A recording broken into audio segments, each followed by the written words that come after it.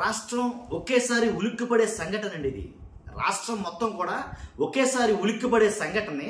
అసలు ఏమీ లేనట్టే, ఏమీ జరగనట్టే చాలా కామ్గా ఉంది ప్రభుత్వం చెప్పాలి. ఒక్క మాటలో చెప్పాల్సి వస్తే ఎందుకు చెప్తానంటే, ఏదైతే గోమాంసం అనగానే ఎంత రాద్ధాంతం జరుగుతుందో తెలుసు మీకు. అలాంటిది గోమాంసం కేజీయో లేకపోతే ఏదో 2 కేజీలో కాదు, 1,89,000 కేజీల గోమాంసాన్ని స్వాధీనం చేసుకున్నారు ఇవాళ వర్షాకాలం. కానీ రాష్ట్రంలో ఏమీ జరగనట్టు, ఏ అధికారులు మాట్లాడటం లేదు ఏంటి, ఎవరు దానికి సంబంధించిన ఒక టీడీపీ వాళ్ళు మాట్లాడటం లేదు, ఏం మాట్లాడి చాలా సైలెంట్ అయిపోయారు. ఎందుకంటే విశాఖలో టీడీపీ నేత గోమాంసం గోడౌను బట్టబయలైందని చెప్పాలి. ఎందుకు చెప్తానంటే, రాష్ట్ర వ్యాప్తంగా గోవుల్ని కొనుగోలు చేసి వాటి మాంసాన్ని గుట్టుగా విదేశాలకు విక్రయిస్తున్న బాపట్ల టీడీపీ ఎమ్మెల్యే ప్రధాన అనుచరుడంట ఆయన బాపట్ల టీడీపీ ఎమ్మెల్యే ప్రధాన అనుచరుడంట ఆయన సుబ్రహ్మణ్యం గుప్తా ఆయన పేరు. కాబట్టి ఆయన ఒక గోడౌన్లో 1,89,000 కేజీల గోమాంసాన్ని స్వాధీనం చేసుకున్నారు అధికారులు. జస్ట్ ఒక ఎఫ్ఐఆర్ ఫైల్ చేశారు, ఎవరో కన్నా ఆధీనంలో తీసుకున్నామన్నారు. ఇంకా దాని గురించి ఎలాంటి ప్రశ్నలకి తావులేదు, ఎలాంటి సమాధానాలకి తావులేదు, కీప్ పాయింట్ పోయట్లేదు అంటారు కదా, అలాగే సైలెంట్ అయిపోయారు మొత్తం. కాబట్టి అసలు ఏంటి ఘోరం అని హిందూ ధర్మిక సంఘాలే ఒక రకంగా ఆగ్రహం వ్యక్తం చేస్తున్నాయి, కానీ మిగిలిన వాళ్ళు ఎవరో కూడా ఏం మాట్లాడటం వల్ల. ఏంటంటే, మన పిఠాపురంలో గోవులు మాంసంతో తయారు చేసిన కల్తీనై పట్టుబడితే ఈ రోజేమో ఇంకా 1,89,000 కేజీల గోమాంసం పట్టుబడితే ఏం జరుగుతుంది అసలు ఒక్కసారి ఆలోచిద్దాం. ఫస్ట్ అయితే లైక్ చేయని చెప్తాను. లైక్ చేస్తే నిజం ప్రజలందరికీ చేస్తుంది. మీరు లైక్ చేయడం ద్వారా ఎక్కువ మందికి ఇన్ఫర్మేషన్ షేర్ అవుతుంది, నాకు కూడా మోటివేషన్ ఉంటుంది. లైక్ చేయడం మీ బాధ్యత. కొత్తగా మన ఛానల్ చూస్తే పక్కాగా సబ్స్క్రైబ్ చేయండి.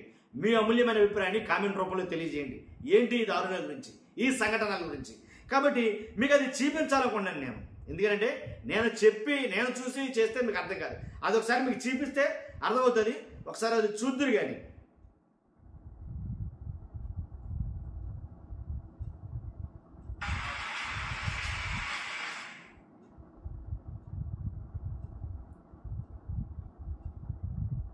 చూస్తున్నారు కదా, ఇదంతా కూడా గోమాంసానికి సంబంధించిందేనండి. ఇదంతా కూడా గోమాంసమే. మొత్తం బేలు కింద పెట్టారు కదా, అక్కడ బేలు కింద, ఆ బేలు కింద పెట్టి చూస్తారు కదా అంతా. అది కాబట్టి అదంతా కూడా మొత్తం ఇంకా గోడ నిండా అదే మొత్తం. అది లాక్కెళ్తారు, ఇదేంటో తెలియదు కానీ మొత్తానికి లాక్కెళ్తున్నారు. ఇంక గోడ నిండా పెట్టారు. దీన్ని టెస్టింగ్ కూడా చేశారంటండి.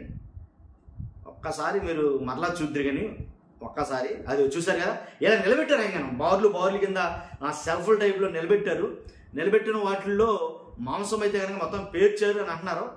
అది ఎంతవరకు వాస్తవం ఏంటనేది ఆల్రెడీ ప్రభుత్వం చూస్తుంది. ఆల్రెడీ కేసు అయితే నమోదు చేశారు.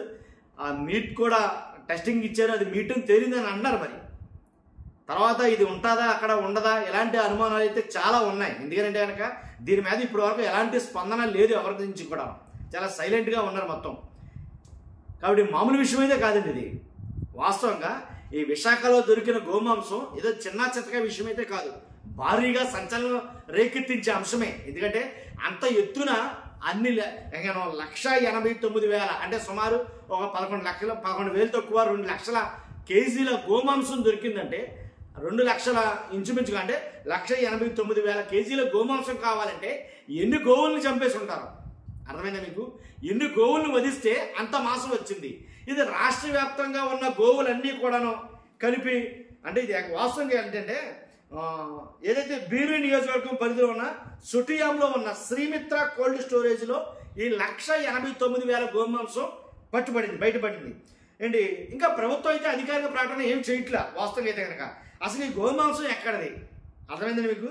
ఎవరిది, ఎక్కడికి తరలిస్తున్నారు, ఇంత గోమాంసం ఎలా వచ్చింది, ఎన్ని వేల ఆవుల్ని కానీ ఎన్ని వందల ఆవుల్ని కానీ కట్ చేస్తే ఇంత మాంసం వచ్చింది, లేదా అసలు ఈ ట్రాన్స్పోర్ట్ ఆయన చెప్తున్న మాట ఏంటంటే, ఒక మాట ట్రాన్స్పోర్ట్కి అంటే గోమాంసం ట్రాన్స్పోర్ట్ చేసే లైసెన్స్ ఉంటే పర్వాలేదు అని అన్నట్టు. అయినా ఇంత భారీ ఎత్తున మాంసం నిల్వ చేసి ఎక్కడికి తరలిస్తున్నారో, ఎక్కడి నుంచి తీసుకొచ్చారు, ఎలాంటి అనుమానాలన్నీ కలుగుతూ ఉంటాయి. కాబట్టి ఏదేమైనప్పటికీ ఇది భారీ ఎత్తు వ్యవహారమే. కానీ దీంట్లో పెద్ద పెద్ద వాళ్ళు ఉండే ఉంటారని నాకు తెలిసి అనేది కనుక మాట్లాడుతున్నారు కొంతమంది అయితే కనుక.